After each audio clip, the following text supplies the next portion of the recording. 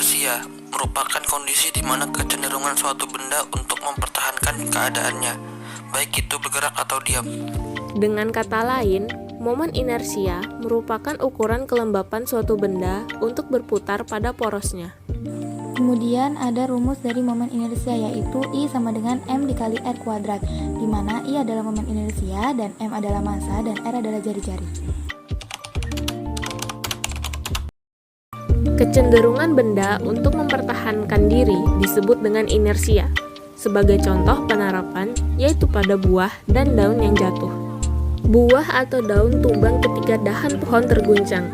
Hal ini terjadi karena sebelum terjadi pergetaran, cabang sedang berada dalam posisi diam.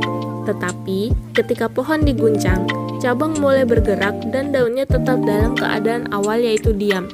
Kemudian mereka jatuh, di mana daun yang sebelumnya diam akan tetap berusaha untuk diam sebelum akhirnya ikut bergerak ke bawah karena gaya gravitasi.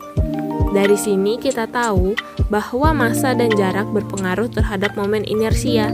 Semakin jauh jarak massa benda terhadap poros, maka semakin besar momen inersianya.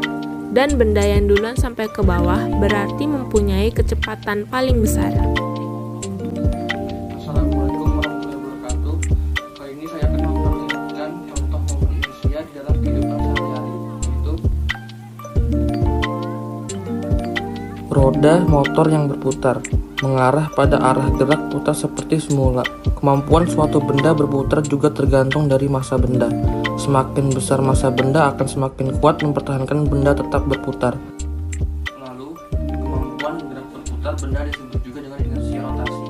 Sedangkan ukuran besar kecil kemampuan suatu benda dalam mempertahankan keadaan tetap berputar seperti semula disebut juga dengan momen inersia. Dikarenakan momen inersia ini berkaitan dengan hukum Newton 1, di mana benda yang awalnya diam akan diam dan yang benda awalnya bergerak akan tetap bergerak dengan kelajuan konstan atau tetap. Kecenderungan benda ini disebut dengan mempertahankan diri. Contoh penerapan di kehidupan kita sehari-hari yaitu seperti putaran atau pusaran air setelah pengadukan dihentikan, di mana air yang sebelumnya diam akan tetap berusaha untuk diam sebelum ikut bergerak memutar atau membesar di tengah gelas karena adanya pengadukan. Ketika pengadukan dihentikan, mulanya kita melihat air berputar begitu cepat dan lama-lama akan berhenti bergerak dan diam. Contoh ini disebabkan oleh momen inersia air yang cenderung untuk diam atau mempertahankan posisi semula.